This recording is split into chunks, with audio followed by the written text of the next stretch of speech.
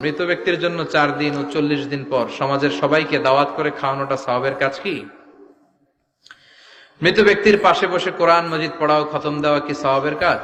আমরা যে কবরস্থানের পাশে গিয়ে বলি আসসালামু আলাইকুম হালাল কবর, এটা কি ঠিক কিনা?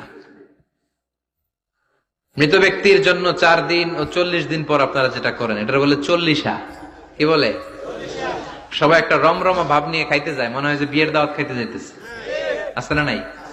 তো যে মরছে আপনি তার জন্য কাঁদবেন, দোয়াই না করবেন, এত খুশি কেন আপনাদের? আপনি খাওয়ান, খাওয়াতে দোষ নাই।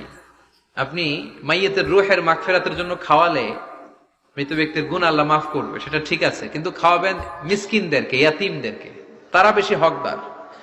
এখন দেখা যায় 40 মিসকিনদের জায়গা কম, এলাকার পয়সাওয়ালা লোকেরা এসে লাইনে বসে থাকে।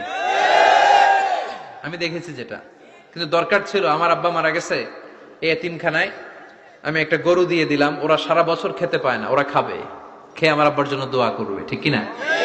আর সবচেয়ে বেশি দোয়াটা কবুল হবে আপনার আব্বার জন্য। আপনি যাকে দোয়া করানোর জন্য আনলেন, উনি কি আপনার আব্বার জন্য কাঁদবে?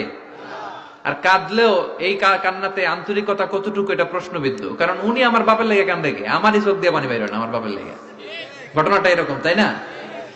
আপনার বাবার জন্য আপনি কাঁদবেন, ভাড়া করে কাউরে এনে কান্না করানোর দরকার নাই।